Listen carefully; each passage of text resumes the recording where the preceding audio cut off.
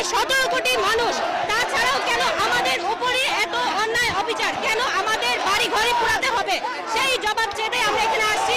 এই 5 তারিখ থেকে যা যা ঘটেছে তা আমাদের হিন্দু সমাজের জন্য অবাঞ্ছনীয় ঘটনা। আমার বোন, আমার বাবা, আমার ভাই, আমার মা কেন আজকে রাস্তায় বের হতে পারবে না? স্বাধীন বাংলাদেশ শুধু কি মুসলিমদের জন্য হয়েছে, আমাদের জন্য হয়নি? আমি ছাত্রী, আমি কি কোটা আন্দোলনের সঙ্গে যুক্ত ছিলাম না? তাহলে কেন আজকে আমার ঘরে ভাঙচুর, আজকে কেন আমার ঘরে লুটপাট, কেন আমার মন্দিরে পাহারা দিতে হচ্ছে? কালকে শপথ গ্রহণের পর কেন পুরান ঢাকার মতো একটা এরিয়ার মধ্যে এত বড় লুটপাট হইল? কেন কেন আমাদেরকে নিজেদের প্রকাশের জন্য অন্যদেরকে দাঁড়াইতে হবে? সংখ্যালঘুদের নির্যাতনের সময় আওয়ামী লীগ আমলে বলা হয় বিএনপি করতে, বিএনপি আমলে বলা হয় আওয়ামী লীগ করতে।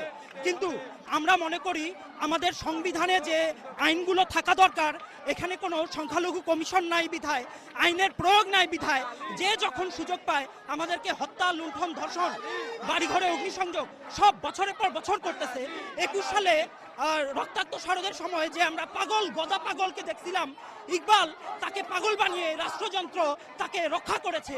এই নিয়ম, এই কানুন আর চলবে না। নতুন সরকারে শপথ গ্রহণ অনুষ্ঠানে কেন হিন্দুদের গীতাপাঠ থাকবে না? কেন সকল ধর্মের অংশগ্রহণ থাকবে না? যদি না থাকে, সকল ধর্মের ধর্মীয় কথাবার্তা রাষ্ট্র থেকে বাধক।